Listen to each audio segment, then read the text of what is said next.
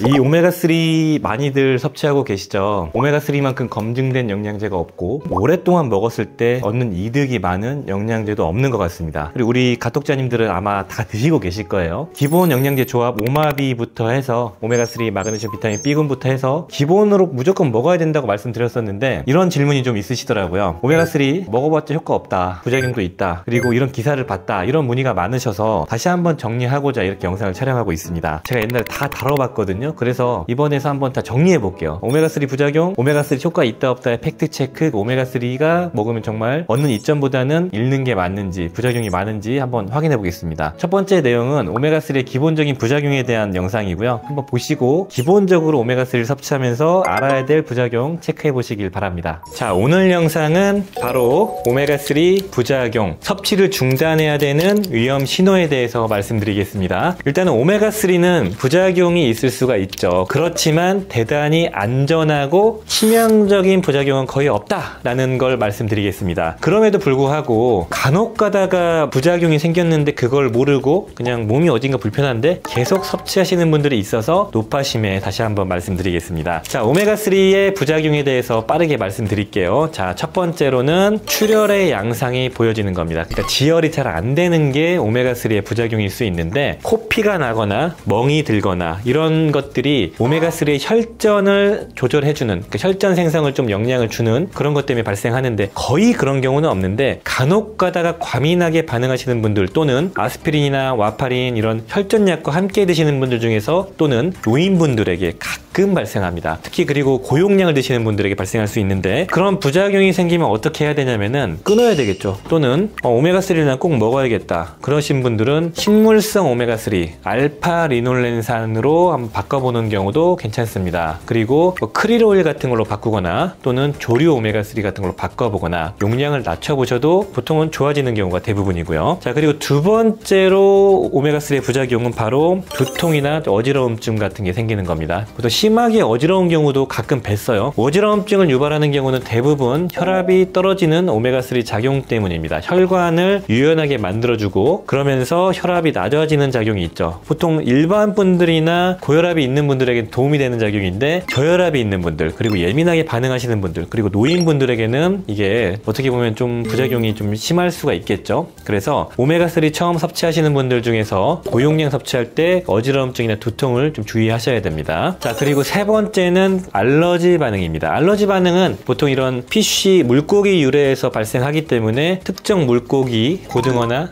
명태, 멸치 이런 거에서 보통 오메가3가 추출이 되는데 생선 알러지가 있는 분들은 오메가3를 먹고 알러지가 생길 수가 있죠. 피부가 가렵거나 두드러기가 나거나 어딘가 막 붓거나 이런 게 생기시면은 오메가3 때문에 그럴 수 있겠구나를 인지하시고 간혹 가다가 그냥 드시는 분들이 계시더라고요. 그러다가 좋아지시는 분도 있지만 더 심해지는 분도 있기 때문에 꼭 주의하시고요. 그럴 때는 어떻게 해야 되냐면은 오메가3 종류를 바꿔보거나 식물성 조류율의 오메가3로 바꾸시면은 거의 문제가 안 생깁니다. 그리고 네 번째로는 가장 흔한 오메가3 부작용인데요. 위장장애죠. 설사나 이런 복통, 여기 명치 쪽이 딱 막히는 느낌, 위와 장에 영향을 주는 게 가장 흔한 오메가3 부작용이다. 이럴 때는 섭취를 중단하시기보다는 보통 식사 도중에 먹어보거나 식사 직후에 먹거나 영양제를 여러 개 먹는다면은 오메가3만 단독으로 식후에 먹거나 이런 시도를 해보시고요. 그럼에도 계속 불편하면은 함량이 낮은 걸로 바꿔서 한 두 번으로 나눠서 먹는 그런 시도를 하시면 거의 문제가 없습니다. 자, 그리고 마지막으로 다섯 번째는 간 수치를 간혹 높일 수 있는데 거의 드물지만 어찌됐든 간에 이 오메가3 대사가 간에서 이루어지기 때문에 간에 영향을 줄 수 있다. 케이스는 거의 드물다 이렇게 말씀드리고 싶습니다. 약들약? 자, 그렇다면 두 번째로 오메가3가 효과 없다, 퇴출된다, 미국 심장학회에서 오메가3 먹지 마라 이런 기사들이 있었고요. 그 다음에 나온 작년 한 말쯤에 나온 오메가3 먹으면 심장병, 부정맥이 생긴다 이런 내용도 있었거든요. 이게 과연 먹었을 때 효과가 있는지, 먹어봤자 의미가 없고 오히려 부작용이 생기는지 같이 한번 보겠습니다. 오메가3를 먹어도 효과 없다, 오메가3가 퇴출된다, 이런 기사들이 많아져서 문의도 좀 많으세요. 7월 중순경에 미국 심장학회와 심장협회에서 오메가3는 퇴출된다, 도움이 안 된다, 이런 데이터가 나오면서 기사화가 됐습니다. 그래서 이게 무엇인지, 진짜로 오메가3가 도움이 안 되는지 말씀을 드릴게요. 영상의 순서는 결론부터 먼저 말씀드리고, 어떻게 해서 이런 데이터가 나왔는지 논문을 좀 요약해보고, 이걸 보고 우리가 놓치면 안 되는 부분들, 꼭 기억해야 될 부분들을 말씀드리고 제 생각을 말씀드리면서 마무리 짓겠습니다. 결론부터 말씀드리자면은 미국 심장학회와 협회에서 동시에 같이 발표한 이 가이드라인은 관상동맥 질환, 심장에 있는 혈관 질환이 만성적인 사람 대상으로 오메가3를 심장 혈관 질환을 예방하는 데 써도 큰 도움이 안 된다, 그렇기 때문에 뭐 처방하지 마라, 이런 가이드를 한 겁니다. 여기서 우리가 기억해야 될 부분들은 그 외의 질환자들에 해당되는 내용은 아니에요. 건강한 사람들이나 성인병이 있거나 그런 분들은 전혀 해당되는 게 아니고, 만성 관상동맥 질환이 있는 사람 한정 데이터이고요. 데이터가 그렇다고 해서 무조건 맞을 거라는 확신도 버려야 됩니다. 이게 결론입니다. 좀 더 구체적으로 논문을 한번 볼게요. 이 논문이 어떻게 나온 거냐면은 2019년에 리듀스 이시라는 대규모 임상 데이터를 가지고 실험한 논문이 발표가 됐죠. 오메가3와 심혈관계 질환과의 상관관계를 보여주는 어떤 자료였는데요. 심혈관계 질환 사망률을 20%까지 낮출 수 있다라는 데이터가 나왔던 게 이 리듀스 이시라는 논문이고요. 이걸 반박하는 논문이 2020년에 발표가 됐습니다. 스트렝스라는 임상실험 데이터를 가지고 발표한 논문인데요. 오메가3랑 옥수수 기름과 비교했을 때 오메가3의 심혈관 질환의 위험도를 낮추는 데이터가 없었다. 오히려 심방세동, 그러니까 부정맥을 유발했다라는 데이터가 나왔고요. 이 리듀스잇과 스트렝스 둘 다 대단히 유명한 논문에 등재가 됐습니다. 리듀스잇은 가장 유명한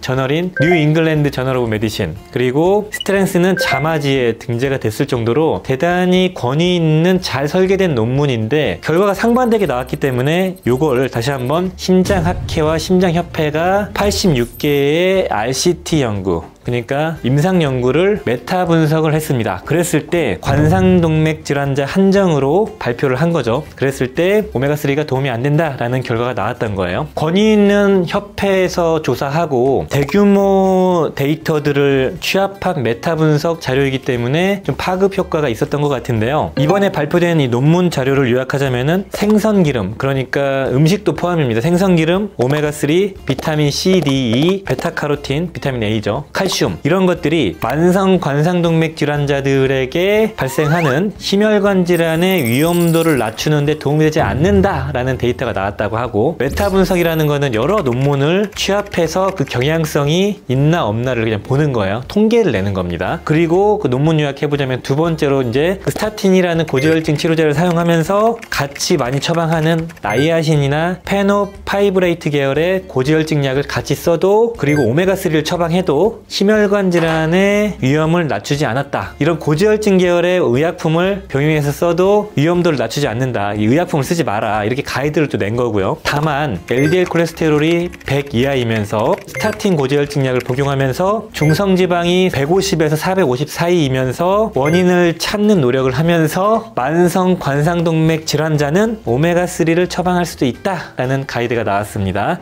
중성지방을 낮추는 건 오메가3가 확실하기 때문에 그런 거죠. 이거 외에 이제 어떻게 처방해라 그런 가이드들이 쭉쭉쭉 나온 협회 자료이다, 이렇게 보시면 되겠습니다. 자, 이 자료들을 보면서 헷갈리지 말아야 될 부분들은 꼭 기억해야 됩니다. 이거는 자, 첫 번째, 이 논문 데이터는 만성 관상동맥 질환자의 한정된 가이드다, 이런 걸 꼭 기억하셔야 됩니다. 그래서 일반 건강한 사람들이나 뭐 그냥 예방하는 목적, 그리고 성인병이 있는 사람, 다양한 질환자들이 아니라 관상동맥 질환자 한정한 자료라는 겁니다. 자, 관상동맥 질환자에게 오메가3가 효과가 없다, 이 논문이 맞다고 해도, 그렇다고 해서 다른 사람들이 먹지 말고 뭐 퇴출해야 된다, 효과가 없다, 이렇게 말하는 게 과연 맞을까요? 이건 예를 들어 볼게요. 유산균을 정신건강에 좋다고 해서 정신건강협회에서 유산균을 우울증 환자에게 처방해라라고 가이드를 냈다가 임상 데이터가 나와서 분석을 해보니까 효과가 없다라고 해서 유산균을 처방하지 마라고 다시 가이드를 바꿨어요. 그러면 유산균의 효능이 장 건강의 효능과 면역력을 높이는 효능, 그리고 뭐 고지혈증 수치를 낮추는 뭐 그런 작용 작용들, 갱년기 수치, 호르몬을 조절해주는 그런 작용들은 다 효과가 없는 걸까요? 그건 아니죠. 우울증에 처방하지 말라라는 그냥 가이드만 나온 것 뿐입니다. 그렇기 때문에 기존의 유산균이 효과가 없다라고 확대 해석하는 건 맞지 않는 거죠. 오메가3가 딱 그런 거다 이렇게 말씀드리고 싶고요. 자, 그리고 두 번째는 이 논문이 무조건 맞다라고 참이라고 우리가 가정할 필요가 없습니다. 왜냐면은 이 메타 분석이 사실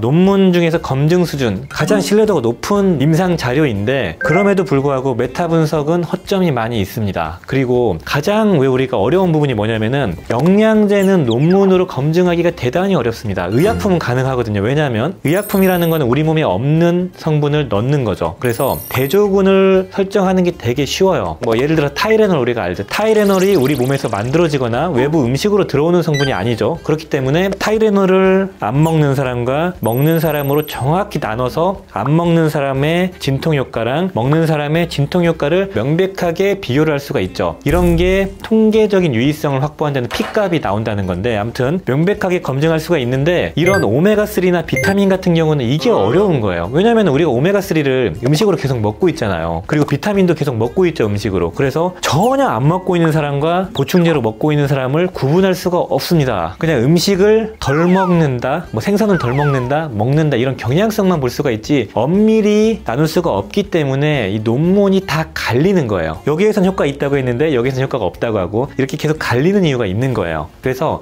이런 보충제, 영양제는 논문이 제각각이다라는 걸 꼭 우리 머릿속에 주지를 하고 있어야 돼요. 그래서 이런 걸 의약품 관점으로 보면은 다 효과 없다라고 할 거예요. 의약품 기준으로 논문을 분석하면은 당연히 경향성이 정확하게 안 나오기 때문에 효과 없다. 이거는 전문가들, 특히 의사분들이 처방하는 목적으로 부합하는 자료일 뿐이지, 건강기능식품이나 이런 보충제는 그 잣대를 들이미는 게 맞나? 우리가 고민을 해봐야 될 부분들이죠. 그래서 의약품처럼 완벽하게 변이 통제를 못하는 이런 영양제 관련된 논문 데이터는 허점이 많다라는 걸 우리가 꼭 기억해야 됩니다. 예를 들어서 아까 말씀드렸던 2020년도에 발행된 스트렝스 오메가3 연구에 보면은 오메가3를 먹으면 심방세동, 그러니까 부정맥이 더 심해진다라는 데이터가 나왔다고 했죠. 2023년도에 미국 하버드 공중보건대에서 진행한 17개의 연구, 총 5만 명을 대상으로 한 메타 분석한 데이터를 보면은 심지어 이 자료가 미국 심장학회에 등재가 된 논문인데 오히려 심방세동의 위험을 10% 감소시켰다라는 논문이 나왔습니다. 아니 2020년대에는 분명히 심방세동을 증가시킨다고 했는데 또 왜 감소시킬까요? 이렇게 갈려요 맨날. 왜냐? 변인 통제, 오메가3를 안 먹고 덜 먹고 적당히 먹고 이걸 면밀히 나눌 수가 없기 때문에 그런 겁니다. 연구가 계속 바뀐다. 그러니까 이런 의약품에 준하는 기준의 논문 자료를 그냥 우리는 참고만 하자. 우리가 꼭 가져야 될 생각, 이런 결과, 기사들, 논문들 보고 일희일비할 필요가 없고 경향성을 보자 라고 말씀드리고 싶습니다. 그리고 세 번째로 우리가 기억해야 될 부분들은 앞서 말씀드렸는데요. 의약품 영역과 이런 건강기능식품 영역을 구분하지 않고 혼재해서 생각하지 말자입니다. 처방하는 관점과 영양제로 건강을 챙기는, 보충해주는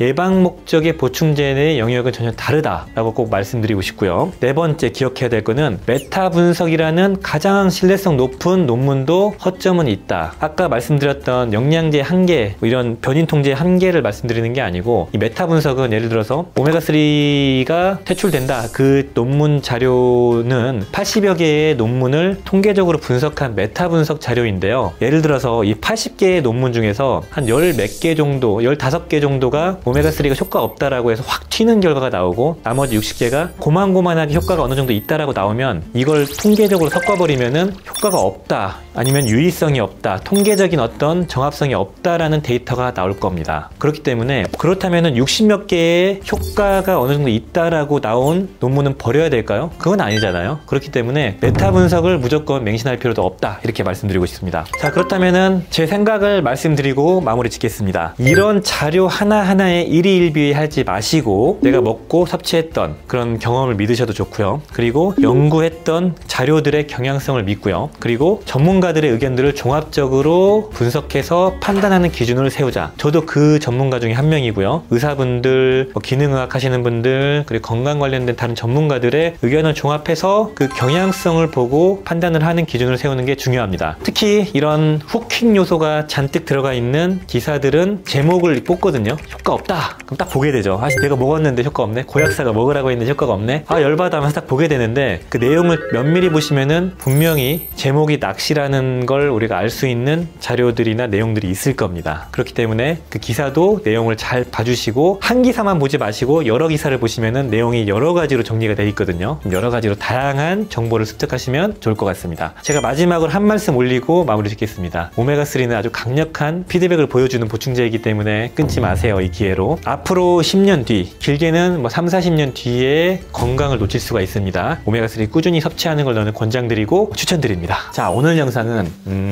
아이고 이 오메가3를 먹으면 심장병, 심방세동의 위험이 높아지는데 이걸 먹지 말아야 되나 이런 기사들이 올라오더라고요. 기사를 보시면서 우리 가덕자님들은 또 이런 생각을 하실 수가 있겠더라고요. 야, 고약사 네가 먹으라고 했는데 뭐 심장병에 좋고 뭐 심혈관 질환 예방하고 뭐 만성염증이 막 좋다고 했잖아 네가. 그런데 야, 이거 먹으니까 큰일 난다는데, 이런 분들이 많이 계실 겁니다. 저도 보면서 흠칫 놀라니까. 근데 제가 뭐라고 말씀드렸냐면은 이런 영양제 관련된 기사는 항상 100% 믿지 마시고 크로스 체크를 하시고 여러 전문가들의 의견을 검색해서 꼭 보셔라 이렇게 말씀드렸습니다. 제가 그래서 정리를 해봤죠. 과연 오메가3를 먹으면 심장병, 심방세동의 위험이 많이 높아지나 한번 알아보겠습니다. 결론부터 놓고 말씀드리자면은 애매한데 그럴 수도 있고 아닐 수도 있다. 그렇지만 알아는 두자, 이 정도로 말씀드리겠습니다. 결론적으로는 유럽의학청 EMA에서 발표한 자료를 바탕으로 식약처에서 그걸 주의사항으로 넣겠다. 그러니까 오메가3를 먹으면 부정맥이 있는 사람들이나 오메가3를 먹고 나서 부정맥이 생기는 증상들이 있으면은 이걸 끊어라, 뭐 이런 주의사항 문구를 넣는다는 건데, 유럽의학청에서는 EPA, DHA 합의 함량으로 하루에 4000ml 이상을 먹게 되면은 부정맥이 생길 수도 있으니까 주의해라 라는 권고를 한 겁니다. 그렇기 때문에 우리가 여기서 알아둬야 될 거, 4000ml는 일단은 함량이 한 알당 높은 게 1000ml짜리잖아요. 대부분은 500에서 800ml 정도가 들어가 있는데 이 1000ml짜리를 하루에 4알씩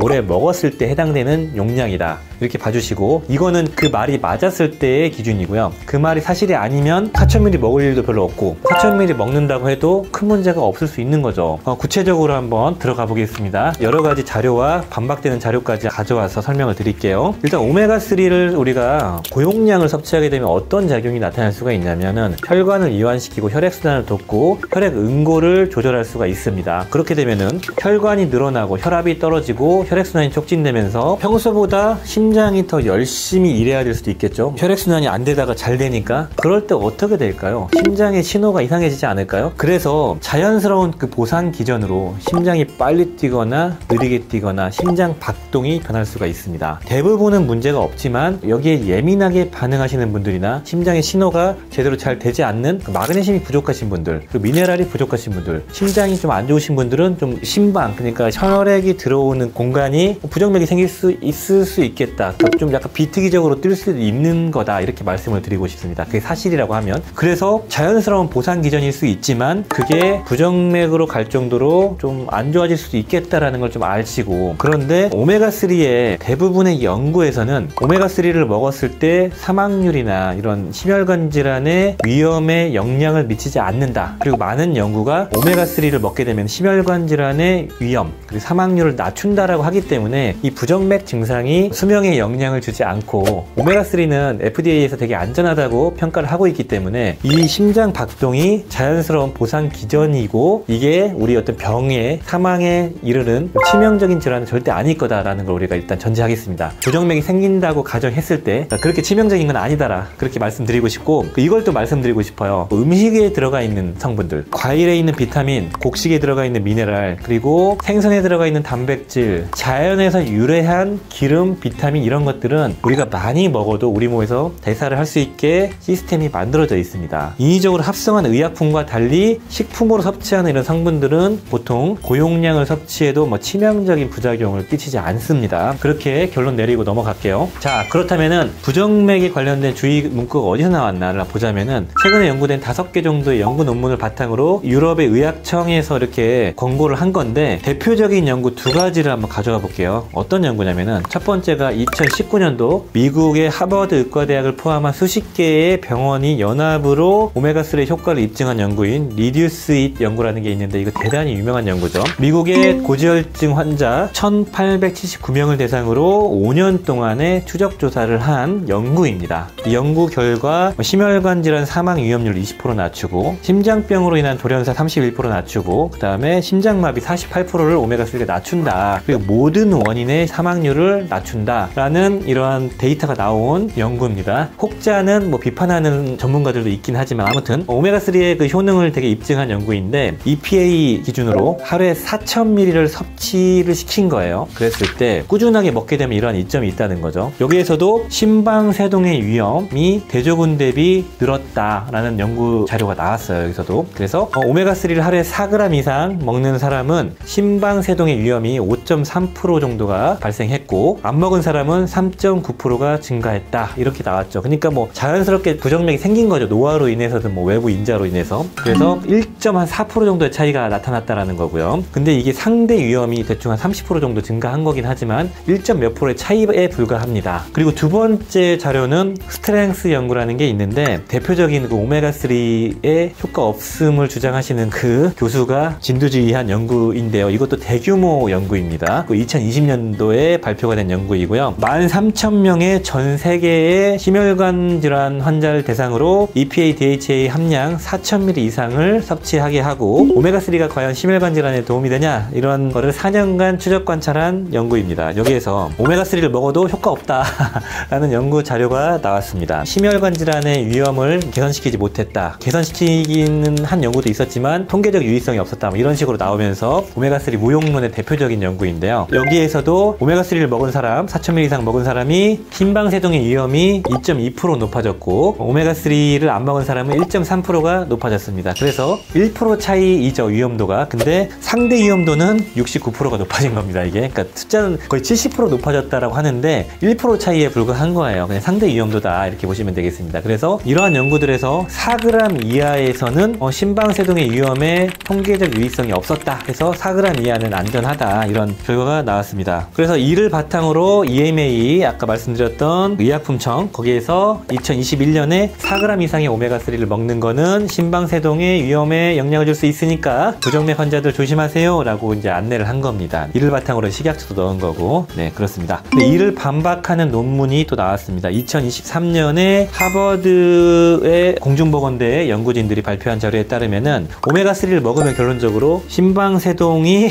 위험도가 낮춰진다, 그러니까 부정맥의 위험을 낮춘다라는 결과가 나왔습니다. 2023년 심장학회 저널에서 발행이 됐고요. 오메가3를 자꾸 먹으면 심방세동이 생긴다고 하는데, 그럼 내가 한번 검증해볼게 하고 하버드 의대에서 검증을 한 겁니다. 총 54,700명을 대상으로 13년간의 그 추적 조사를 했을 때 결과적으로 이런 심방세동의 위험이 10% 정도 낮아졌다고 합니다. 오메가3를 먹으면. 이건 왜 그럴까요? 되게 아이러니하죠. 그러니까 이런 류의 좋아졌다, 나빠졌다, 이런 건 계속 나올 거예요. 효과 있다, 없다, 이런 것도 계속 나올 건데, 전반적인 경향성만 보시면 됩니다. 어찌됐든 간에 식약처에서는 그렇게 가이드를 하기로 했으니까 심방세동의 위험을 높일 수 있어서 부정맥 환자는 오메가3 4000ml 이상은 조심해야 된다라는 걸 꼭 기억하고 계시고, 나중에 바뀔 수도 있습니다. 근데 이렇게 박힌 건 잘 안 바뀌지만, 이를 바탕으로 내가 부정맥 환자다 그러신 분들은 4000ml 이하로 드시고요. 내가 부정맥 환자가 아니다, 그런데 4000ml 이상 먹었을 때 심장이 막 두근거리거나 가슴이 좀 답답하신 분들은 그 이하로 드시는 걸 추천드리고, 그냥 잘 드셨던 분들은 크게 문제는 없을 거다, 이렇게 말씀드리고 싶습니다. 저는 개인적으로 별 문제가 없을 거라고 생각을 하고 있고요. 그런데 이제 이런 분들이 또 나타날 것 같아가지고 노파심에 말씀드리자면은, 오메가3 하나를 먹었는데 갑자기 막 심장이 막 쪼여오는 것 같고 막 여기가 가슴이 아픈 것 같아, 이런 분이 분명히 심리적으로도 그럴 수 있지만 실제로도 그럴 수가 있을 것 같아서 말씀드리자면은, 그런 경우는 높은 확률, 아주 99.9% 높은 확률로 오메가3의 위장장애 때문에 발생합니다. 위장장애가 기름 성분이기 때문에 사실 빈번한 편이거든요. 고용량을 먹게 되면 더 빈번한데, 고용량 먹게 되면 명치가 답답해지거든요. 위가 이렇게 있으니까 위가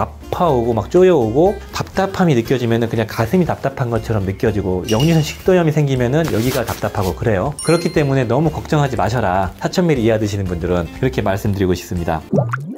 잘 보셨나요? 첫 번째 영상에서 말씀드렸던 부작용 체크하는 영상들, 경미한 부작용부터 알러지 정도, 그 정도와 어지러움 같은 누구나 생길 수 있는 부작용들에 대한 내용이었고, 두 번째 영상과 세 번째 영상을 보시면은 자료를 잘 봐야 된다, 기성 언론들이 이걸 왜곡해가지고 확 놀라게 만들어서 보게 만드는 그런 수단으로 제목을 자극적으로 만들었다, 이렇게 보시면 되겠습니다. 그래서 너무 걱정하지 마시고 오메가3는 적정 용량을 잘 지켜서 내 몸의 상태를 잘 보면서 드신다면은 걱정이 전혀 없고요. 최근에 많은 업체들 미팅을 하고 관련된 연구 데이터를 공유하면서 보는데 이점이 너무 많습니다. 그래서 장기적으로 꼭 먹어야 된다, 이렇게 말씀드리고 싶고, 주변에 뭐 이런 게 또 나올 거예요. 근거 있다는 연구가 쭉 나오다가 근거 없다는 놈을 하나 딱 나오면 이걸 또 가지고 확대할 겁니다. 그래서 일희일비하지 마시고 팩트 체크를 좀 하시면서 유튜브와 여러 블로그 등 그리고 많은 전문가들의 의견을 크로스 체크 하시면서 꼭 확인해 보시길 바랍니다. 관련해서 궁금한 게 있으시면 댓글 주시고요. 오늘 영상 이 정도로 마무리 짓겠습니다. 오늘 영상이 도움이 되셨다면 좋아요, 구독 부탁드리겠습니다. 감사합니다. 빠이요.